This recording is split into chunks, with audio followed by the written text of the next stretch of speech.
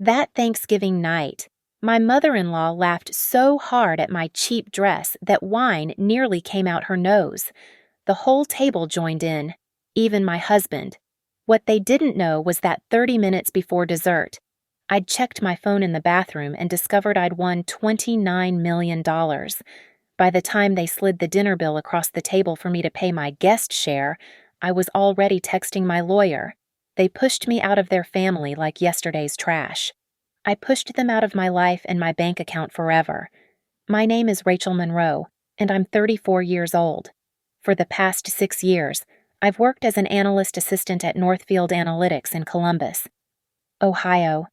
It's decent work spreadsheets, reports, the occasional presentation when my boss is too hungover to show up. Nothing glamorous, but it pays the bills. Or at least, it used to. The Whitmore family Thanksgiving was supposed to be elegant this year. My mother-in-law Lorraine had decreed a gold and velvet theme 3 weeks in advance, sending multiple Pinterest boards to the family group chat. "We're not barbarians," she'd written. "Presentation matters." I'd scrolled through those messages while eating ramen at my desk. My paycheck delayed again due to processing errors.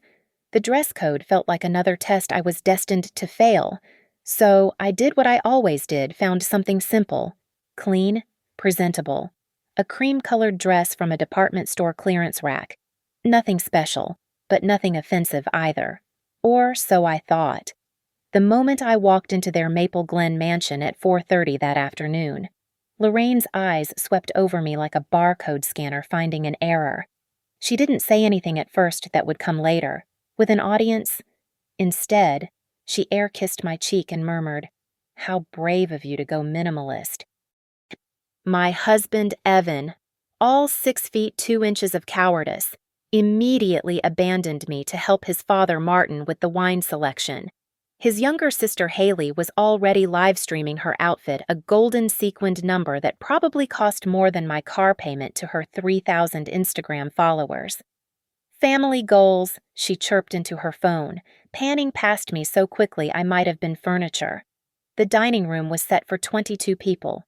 Extended family, Lorraine's book club friends, Martin's golf buddies. I was placed at the far end, between Cousin Jerry, who only talked about his cryptocurrency losses, and Great Aunt Mabel, who was deep into her 3rd glass of sherry before we'd even said grace. That's when Lorraine decided to strike. "Rachel, darling," she called out, her voice carrying over the clinking silverware. "Where did you find that interesting dress? It's so unique." The table quieted. 22 pairs of eyes turned to me.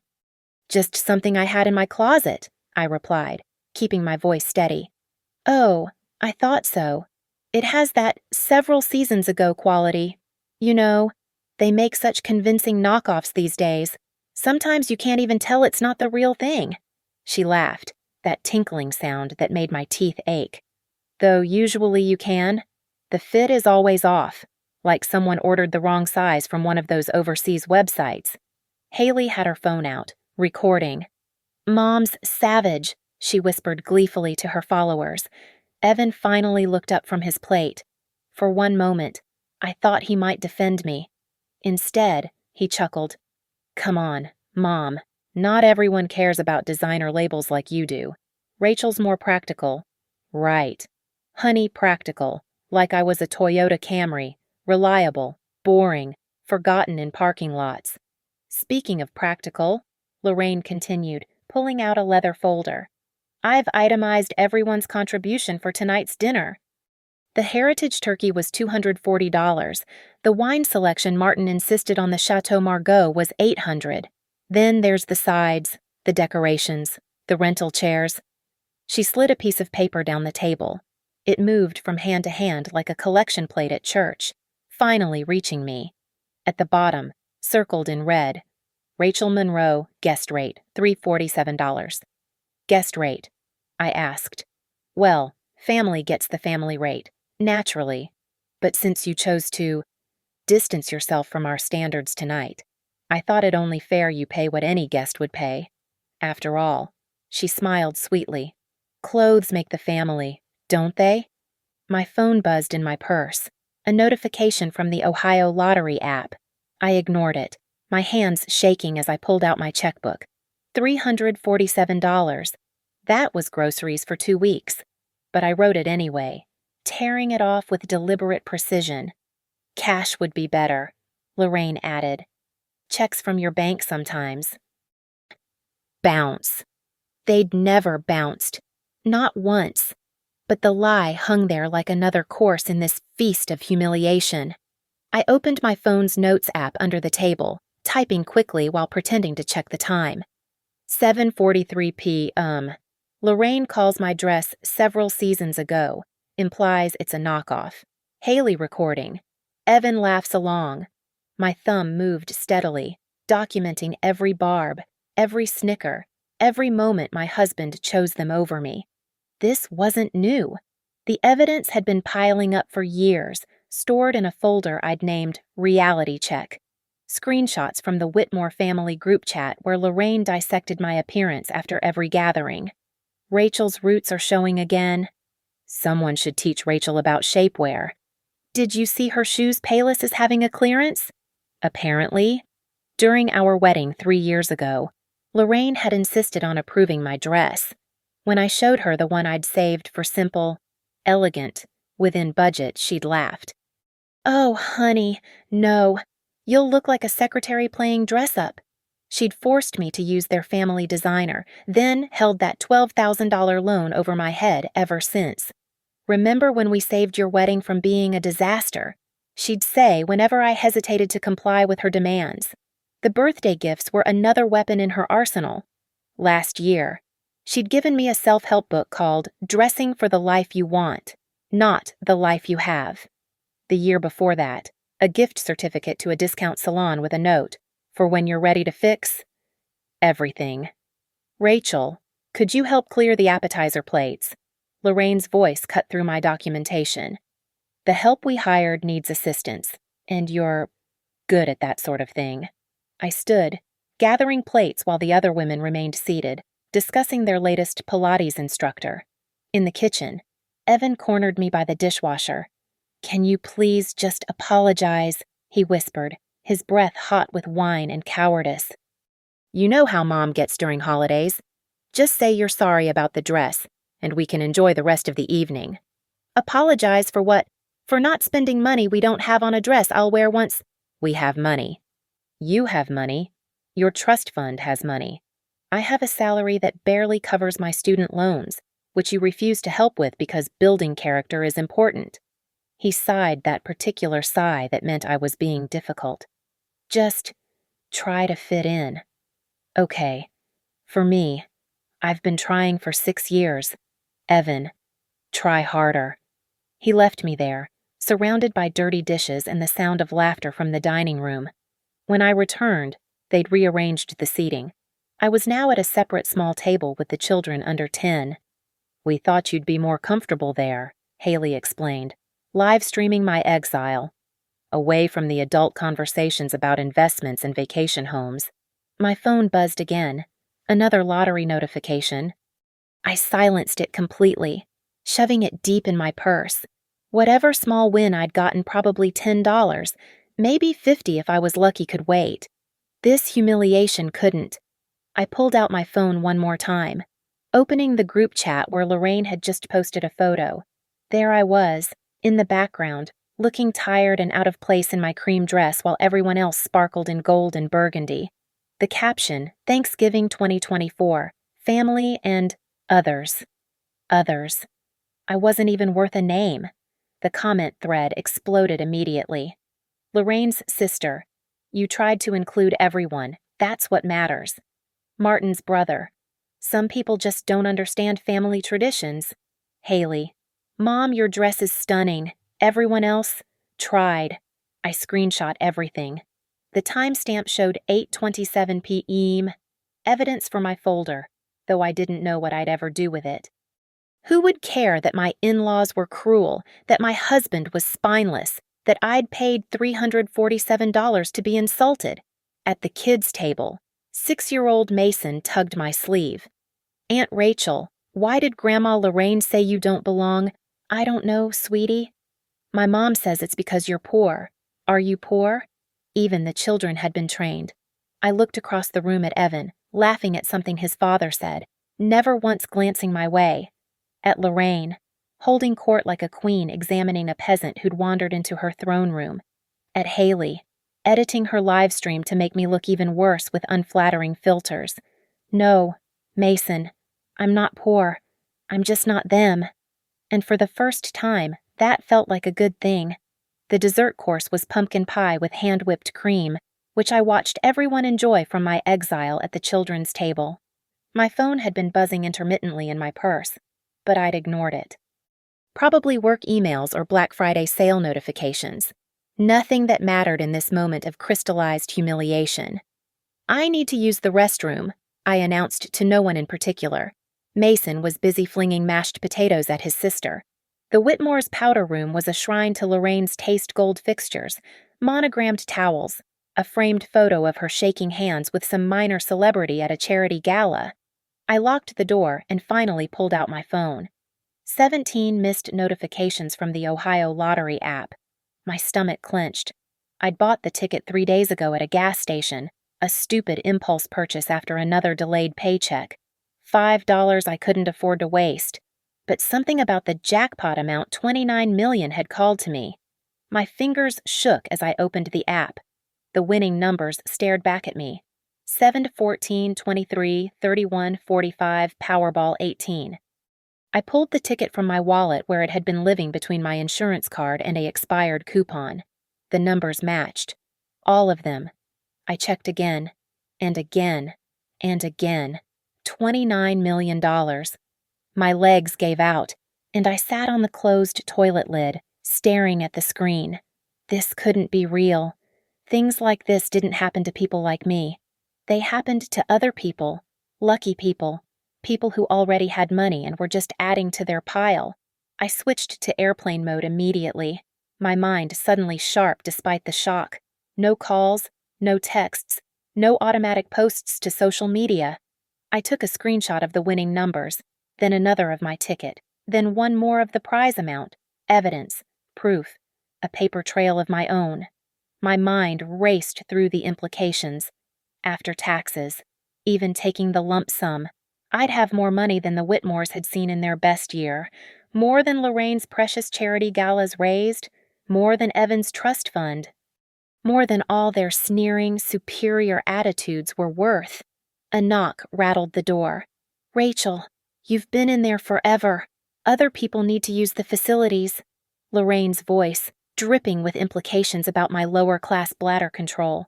"Just a moment," I called back, my voice surprisingly steady. I stared at myself in the mirror. Same tired face, same discount store makeup, same cream dress that had started this whole nightmare. But behind my eyes, something had shifted. A plan was forming, piece by piece, like numbers falling into place on a lottery ticket. First, say nothing to anyone, especially not Evan. Second, get through the rest of this dinner. Third, contact a lawyer, a good one, the kind the Whitmores would hire. Fourth, protect the money, create a trust, keep my name off everything. Fifth, plan my exit, not just from this dinner, but from this entire life where I was treated like a discount guest at my own family's table. I opened my phone's notes app again and typed quickly, 9:14 p.m. Confirmed lottery win, $29 million. Tell no one. Contact Marla Sutton. Sutton and Pike LLP saw her card at Evan's office. Set up trust immediately. Financial advisor, independent, not connected to Whitmore's. Separate bank accounts. Change all passwords. Secure documents. Do not let emotions drive decisions. Then I added one more line. They want to use money to humiliate me. I'll use money to buy back my dignity. I flushed the toilet for show, washed my hands slowly, and examined my reflection one more time. The same woman who'd walked in here was about to walk out.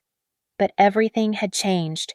The ticket in my wallet felt like it was burning through the leather, but my face revealed nothing. Opening the door, I found Lorraine standing there, arms crossed, feeling ill. Perhaps the food was too rich for your system. I'm fine. Thank you for your concern. She peered at me suspiciously. You look different. Must be the lighting.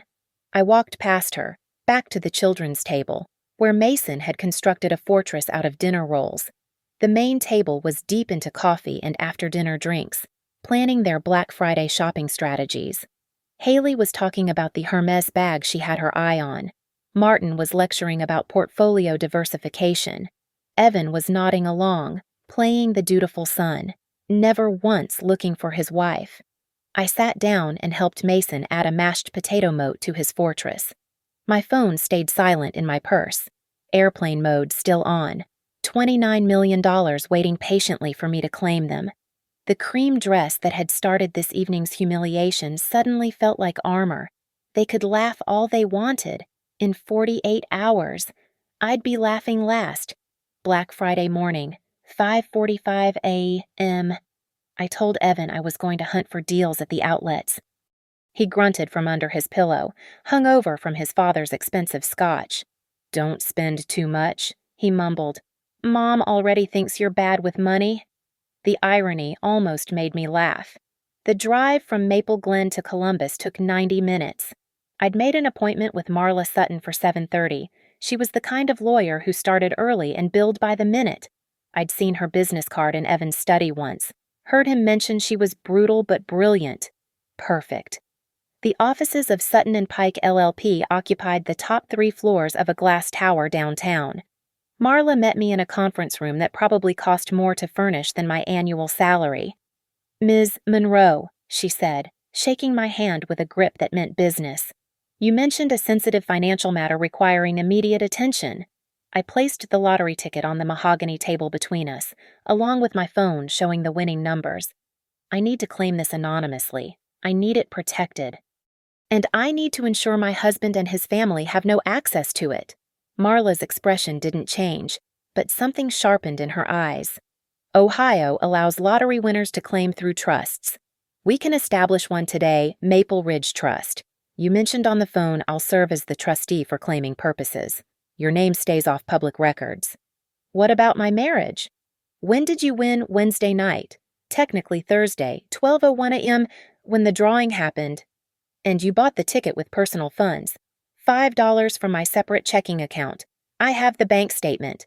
She pulled out a legal pad. Ohio is an equitable distribution state. Since you purchased the ticket with separate funds and haven't commingled the winnings with marital assets, we can make a strong case that this is separate property. We'll need to move fast. Over the next 3 hours, we constructed my financial fortress. The Maple Ridge Trust was established with Marla as the public-facing trustee. The documentation was bulletproof pages of legalese that essentially said this money was mine and mine alone.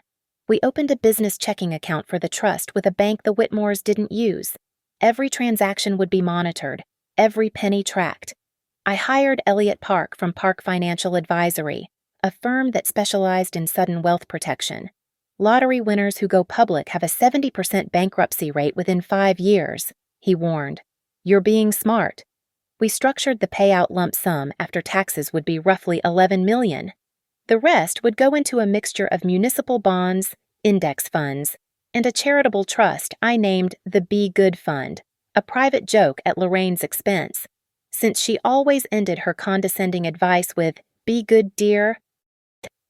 The security firm Arbor Shield would start monitoring my credit, my accounts, and even physical surveillance if needed. Sudden wealth makes you a target, their representative explained, especially from family. By 2 p.m., everything was in motion. The lottery commission appointment was set for Monday morning. The trust documents were filed. The bank accounts were opened.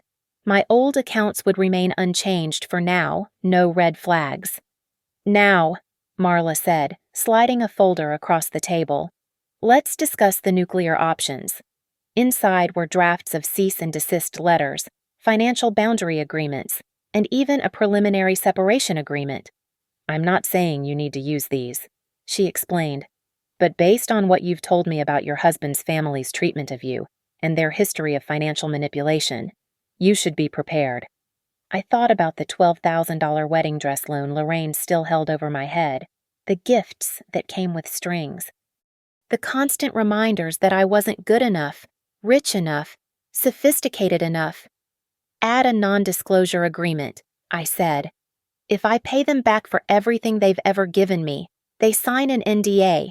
No discussing my finances. Ever. Marla smiled. I see why you called me. You're thinking like someone who's been planning this for a while. Not planning, I corrected. Surviving. There's a difference. I signed papers until my hand cramped. Retainer agreements, contingency fees, trust documents, banking authorizations. Each signature felt like adding another brick to the wall between me and the Whitmores. One more thing, Marla said as I prepared to leave. Document everything from this point forward, every conversation, every text, every email. If they sense you pulling away, they might escalate. We need evidence. I pulled out my phone, showing her my reality check folder, screenshots dating back 2 years, videos of Haley's live streams mocking me, group chat messages, time-stamped notes of every insult. My God, Marla breathed. You've been building a case without knowing it. I was building evidence that I wasn't crazy, that this was really happening.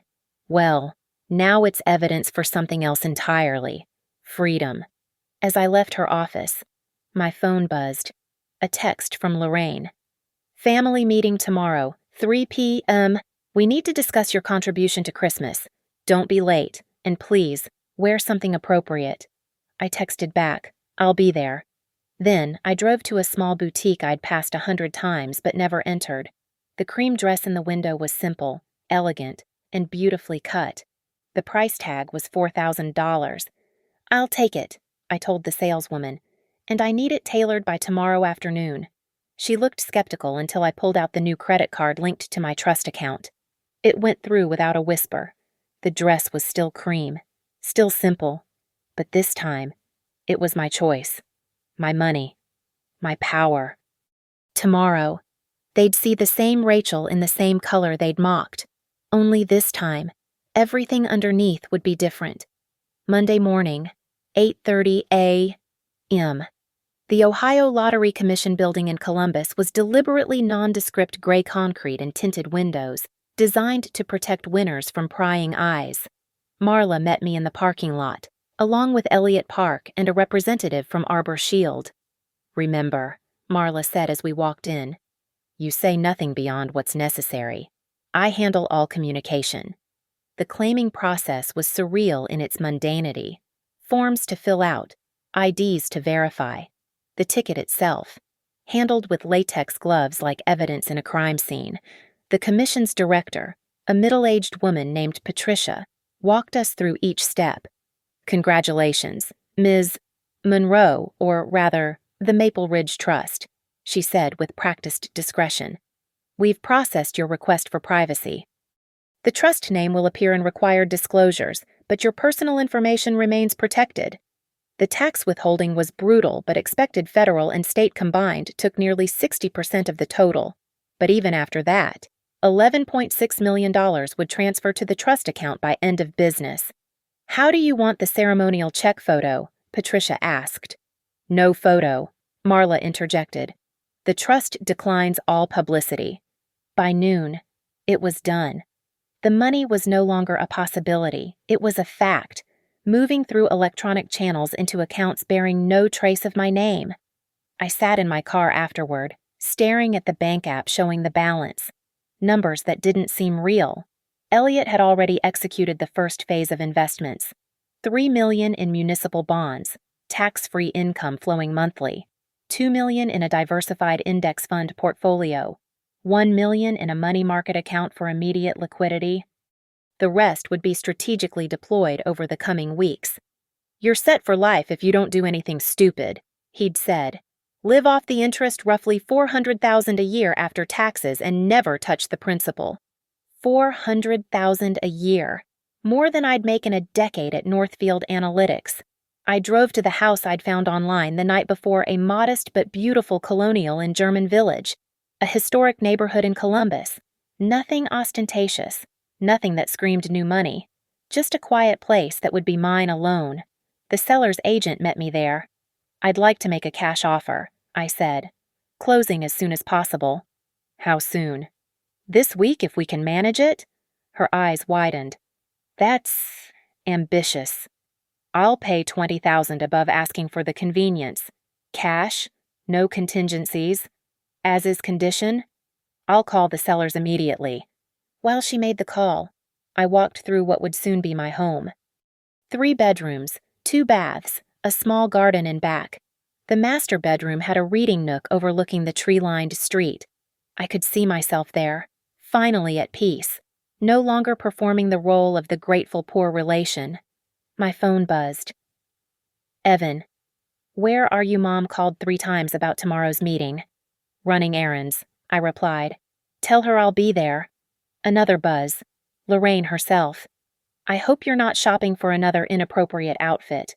Remember, first impressions last forever, though in your case, that ship has sailed. I screenshot the message, adding it to my collection. Evidence of a pattern, Marla had said. Proof of emotional abuse that would matter in court if needed. The real estate agent returned, beaming.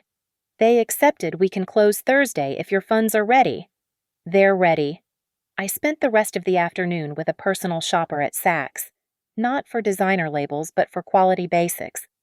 A new wardrobe that fit properly, made from materials that wouldn't pill after one wash. Everything in my style classic, understated, mine. You have excellent taste, the shopper said, ringing up the total. Simple but sophisticated. The exact opposite of what Lorraine always implied. That evening, I sat in my apartment, soon to be Evan's apartment, with boxes I'd bought from Home Depot. I packed carefully, methodically. Only my things. Nothing purchased with marital funds. Nothing that could be contested. My personal documents went into a fireproof safe. Birth certificate, passport, social security card, the lottery ticket stub I'd kept for sentimentality. The wedding album stayed on the shelf. The wedding dress, still in its preservation box in the closet, would remain there like a monument to bad investments. Evan came home at 9:45 p.m., tipsy from client drinks. Packing for a trip? He asked, seeing the boxes. Just organizing. Your mother's inspired me to be better with my belongings. He laughed, kissing my forehead absently. Good. Maybe she'll finally stop complaining about you. Maybe. He was snoring within minutes, spread across our bed like he owned it entirely. Which, technically, he did. The apartment was in his name, a gift from his parents when he graduated law school. I sat at the kitchen table with my laptop, reviewing the trust documents one more time. Tomorrow's family meeting would be about Christmas expenses. But really, it would be another opportunity for ritual humiliation. How much should Rachel contribute? Can Rachel afford her share? Maybe Rachel should sit out this year's gift exchange since times are tough. I opened a new document and began typing Financial Independence Declaration, Rachel Monroe. Then I stopped, deleted it. Started again, the Be Good Fund, mission statement. Supporting women rebuilding their lives after financial abuse. That was better. That was what the money would really do, not just free me, but eventually help others in similar situations. Women who were mocked for their payless shoes while writing rent checks they could barely afford. Women whose mothers-in-law weaponized wealth like emotional warfare. My phone lit up with a notification from the bank. The wire transfer was complete. $11.6 million, sitting quietly in accounts they'd never know existed. Tomorrow, they'd demand I pay for Christmas. They'd critique my outfit, my hair, my existence. They'd make their jokes and compile their bills and remind me of my place. And I'd let them. One last time. Because after tomorrow, the only bill I'd ever pay them again would be for my freedom. Saturday afternoon, 2:45 p.m. I pulled into the Whitmore's circular driveway, 15 minutes early. The cream dress from the boutique fit like it was sculpted for me, the same color that had earned their mockery 2 days ago, but this time in Italian silk that moved like water. I'd paired it with simple pearl earrings and the watch my grandmother had left me. Understated, elegant, expensive in a way that whispered rather than shouted. In my bag, a manila envelope containing everything I'd need for what was about to happen. Lorraine opened the door herself, which meant she wanted first crack at me before the audience arrived. Rachel. Her eyes swept over me, and I saw the confusion flicker. Same color as Thanksgiving. But something was different. The fit, the fabric, the way I stood. Well, you certainly tried harder this time. Thank you, Lorraine. You look lovely as well. She blinked. I never complimented her back. It wasn't in our script. The living room was already set up like a corporate board meeting, Martin at the head of the table with his laptop. Haley documenting everything on her phone. As usual, Evan scrolling through his phone, not even looking up when I entered. Sit, Lorraine commanded, pointing to the same chair I'd been assigned at Thanksgiving far end, barely at the table. I sat. Now then, Martin began, pulling up a spreadsheet. Christmas this year is going to be special. We're renting a cabin in Vail for the family. Skiing, private chef, the works. Sounds wonderful, I said. Lorraine's eyes narrowed. I wasn't supposed to speak yet. The total cost per couple is $12,000. Martin continued. That includes lodging, lift tickets, chef services, and transportation. When do you need it by? I asked calmly. Evan finally looked up. Babe, we talked about this. Maybe we should sit this one out. I asked when they need it by. End of business Monday, Lorraine said slowly, studying me. Cash or certified check? You know how we feel about personal checks from your account. Of course.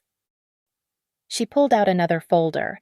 While we're discussing finances, there's also the matter of your outstanding obligations. The wedding dress loan, $12,000. The emergency car repair from last year, $3,000. The weekend in Martha's Vineyard, you clearly couldn't afford $4,000.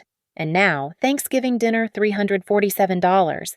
You already paid the Thanksgiving bill, Evan said, frowning. With a check, Lorraine replied. I'd prefer cash. She slid a piece of paper across the table. An itemized bill totaling $31,347 with a note at the bottom. Family supports family, but debts must be settled. Is this everything? I asked. Everything you owe us? Yes. We've been patient. Rachel. But with Christmas coming and your situation, we felt it was time to clear the books.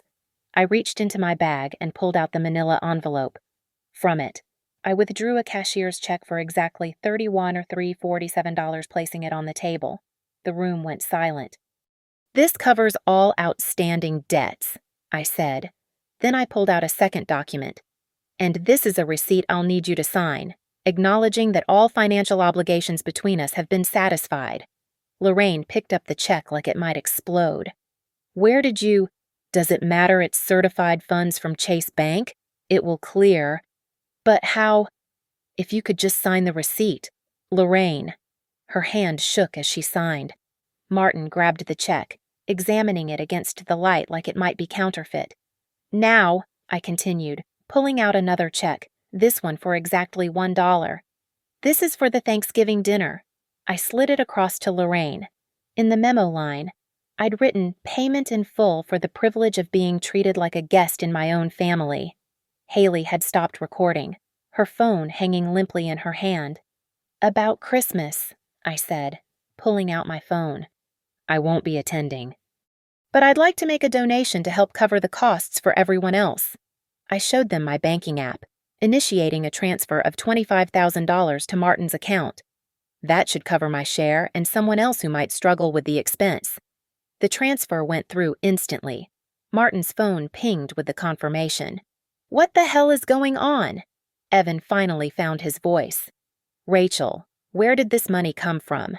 My financial situation has changed, I said simply. Which brings me to my final item. I pulled out the last document from my envelope. This is a notification from my attorney.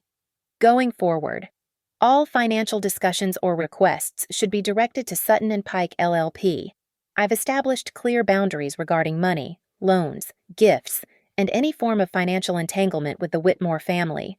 Your attorney, Lorraine's voice had gone shrill. Who do you think you are? I'm someone who just paid you $31,347 to never hold money over my head again. I'm someone who donated to your Christmas vacation out of kindness, not obligation. And I'm someone who will no longer be attending family gatherings where my worth is measured by my bank account. I stood, smoothing my cream silk dress the same color they'd mocked, now armor they couldn't pierce.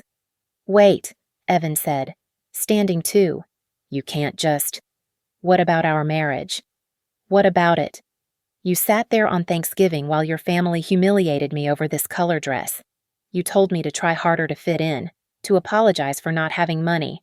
Well, now I have money, and I'm choosing not to fit in. This is insane. Sit down. We need to talk about this like adults. Adults don't let their mothers charge their wives guest rates at family dinners. Lorraine found her voice again. You think you can buy your way into respect. Money doesn't change what you are. Rachel? You're right, I said, heading for the door. It doesn't. I was always worthy of respect. The money just allows me to stop begging for it from people who were never going to give it. Not so fast, Lorraine commanded, her voice cutting through the room like glass. Sit down.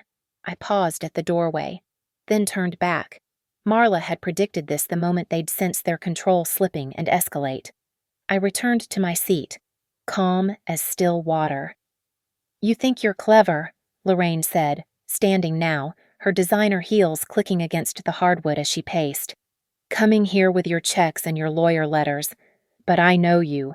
Rachel, this money, wherever it came from, it won't last. You'll burn through it like every other poor person who stumbles into cash.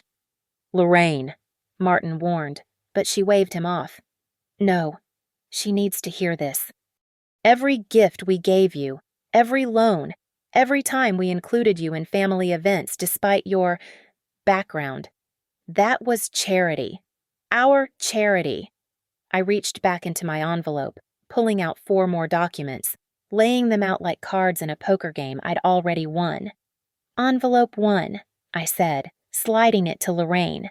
Wire transfer confirmation.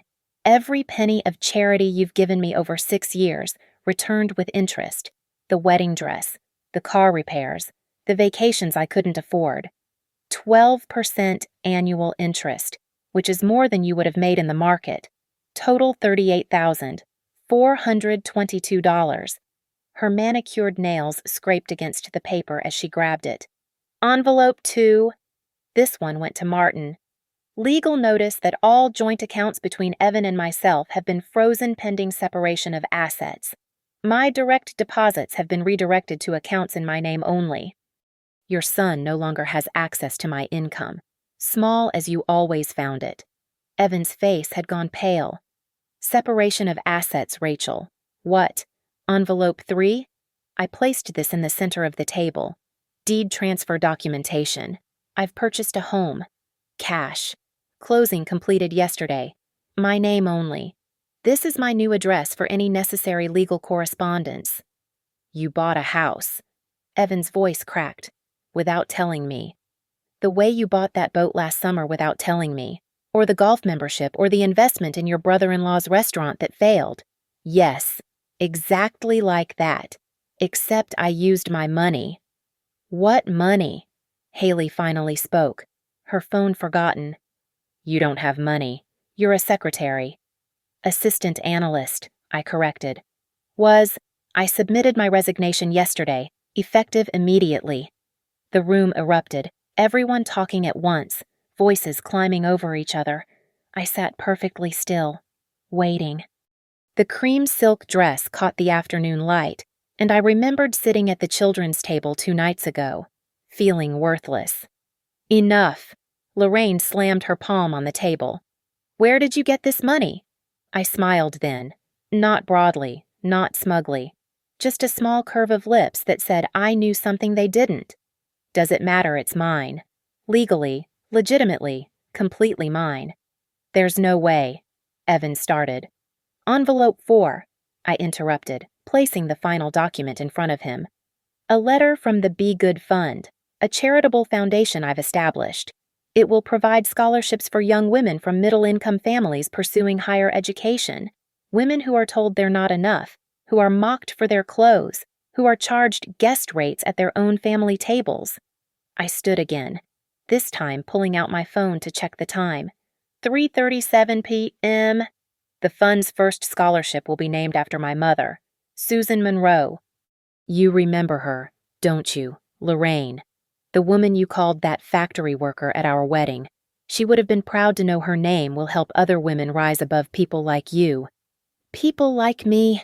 Lorraine's voice was venomous now. I made you welcome in this family. No, you made me grateful. There's a difference. I pulled out one final item, a simple thank you card. This is for you, Lorraine. She tore it open, reading aloud. Thank you for teaching me the price of dignity. It turns out, I could afford it all along. You little. I'd be careful with your next words, I said quietly. My attorney is documenting everything. Haley's live streams from Thanksgiving are already archived. The group chat messages, the emails, the years of financial manipulation and emotional abuse. It's all documented, time-stamped, notarized. Marla had insisted on that protection. Money brings out the worst in people, she'd said, especially people who've always had it. Get out, Lorraine hissed. Get out of my house. Gladly. I picked up my bag, leaving the envelopes scattered across their mahogany table like evidence at a crime scene. Oh, and Evan, your things will be packed and ready for pickup on Monday. Bring your mother. She always said I didn't know how to properly fold your shirts. Now she can do it herself. I walked to the door, then turned back one last time. They sat frozen, a tableau of shock and fury. The afternoon light slanted through the windows, illuminating the checks and legal documents that had just shattered their careful hierarchy. You were right about one thing, Lorraine, I said. Clothes don't make the family. But then again, neither does blood. Family is about respect, kindness, and love. You taught me that by showing me exactly what family isn't. I left them there, in their beautiful house with their expensive things and their emptiness. My heels clicked against the driveway, not designer, but not discount either. Just right for who I was, now someone who knew her worth and had the receipts to prove it. My phone buzzed as I got in my car. A text from Marla. Security footage from their doorbell camera has been subpoenaed for our records, just in case. You did perfectly. I drove away from Maple Glen for the last time, heading toward German Village, toward my new home, toward a life where the only person who determined my value was me. The cream dress moved with me as I shifted gears, silk like water, like freedom, like $29 million worth of never having to apologize for existing again. The parking lot of the Whitmore's Country Club was nearly empty at 7:45 p.m. I sat in my car, watching the last of the daylight fade over the manicured golf course. My phone had been vibrating nonstop for the past 4 hours. Evan, Haley, Lorraine, Martin, even extended family members who'd somehow heard the news. I'd silenced them all, but I wasn't quite ready to drive to my new home yet. There was something I needed to see through the windshield first, not them, but myself, reflected in the rearview mirror, the same face that had been mocked over appetizers, the same woman who'd been exiled to the children's table. But now, finally, someone who'd bought back her own dignity with interest. A tap on my window made me jump. Evan stood there, having followed me somehow. I cracked the window an inch. Rachel, please, we need to talk. Through lawyers, I said. I didn't know. About how they treated you. I mean, I saw it, but I didn't really see it. Yes, you did. You just chose them. Every single time. Where did the money come from? Just tell me that. I looked at him, really looked at him for the last time. 6 years of marriage, and he still didn't understand that the money wasn't the point. It never was. I won the lottery, I said simply. His face went through a series of expressions: disbelief, rage, calculation. I could see him doing the math. thinking about Ohio's marital property laws. Wednesday night, I continued, with $5 from my personal checking account. The ticket was mine. The money is mine. Marla has all the documentation. You've had $29 million for 3 days, and you didn't tell me. You've had a wife for 6 years, and you never defended her. Not once. That's different. No, Evan, it's exactly the same. You want to know the funny thing? If you'd stood up for me just once, just one time, told your mother to stop, told Haley to put the phone down, told your father that I was family, I would have shared everything with you. We could have built a life together with that money. We still can. No, we can't. Because you would have taken that money and given your mother control over it, just like you gave her control over everything else in our marriage. The house would have been in your family trust. The investments would have been managed by your father's people. And I would have still been sitting at the children's table, just with a more expensive dress. I rolled up the window and started the engine. He stood there in the growing darkness, looking smaller than I'd ever seen him. Not physically, he was still 6 feet 2 inches of conventional attractiveness, but diminished somehow, like a suit that had been tailored for someone else. The drive to German Village took 20 minutes. My new house sat quiet on its tree-lined street, porch light on, waiting for me. I'd had the utilities transferred already, hired a cleaning service to ready it. Tomorrow, furniture would arrive, pieces I'd chosen myself, without anyone's input or criticism. I parked in my own driveway mine and walked to my own front door mine and turned the key in my own lock mine. The house was empty except for an air mattress I'd set up in the master bedroom and a single chair in the living room, facing the window that looked out onto the garden. I sat in that chair, still wearing the cream silk dress that had started and ended everything. In the darkness, my phone screen illuminated notification after notification. 300 unread messages, 47 missed calls, but also one message that mattered, from a number I didn't recognize. Ms. Monroe, this is Patricia from the Lottery Commission. I wanted to personally inform you that your privacy protection has been confirmed. No one can access your winner information without a court order. Congratulations again, and best wishes for your new life. My new life. I looked around the empty room that would soon be filled with my choices, my furniture, my peace. No children's table, no guest rates. No itemized bills for the crime of existing while not rich enough.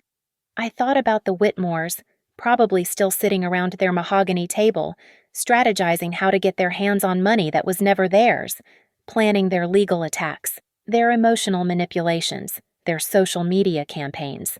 Let them. Marla was ready. The trust was ironclad. The documentation was complete. But more than that, I was ready. For the first time in 6 years, maybe for the first time in my life, I wasn't hoping for someone else's approval.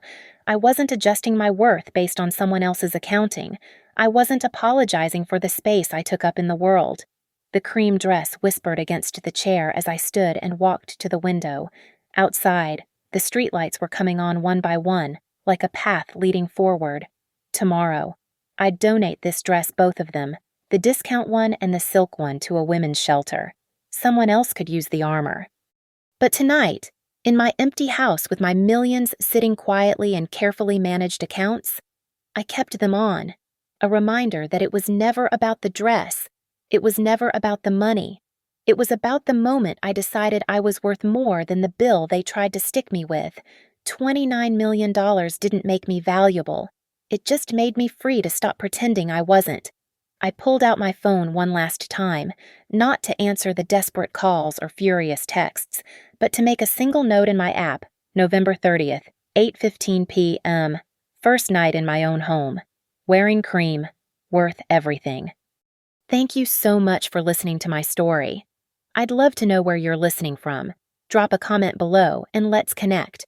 If this story resonated with you, please subscribe to the channel and share your thoughts. Have you ever had a moment where you finally stood up to someone who never respected you? I'd love to hear about it. Until next time, remember, your worth isn't determined by anyone else's invoice.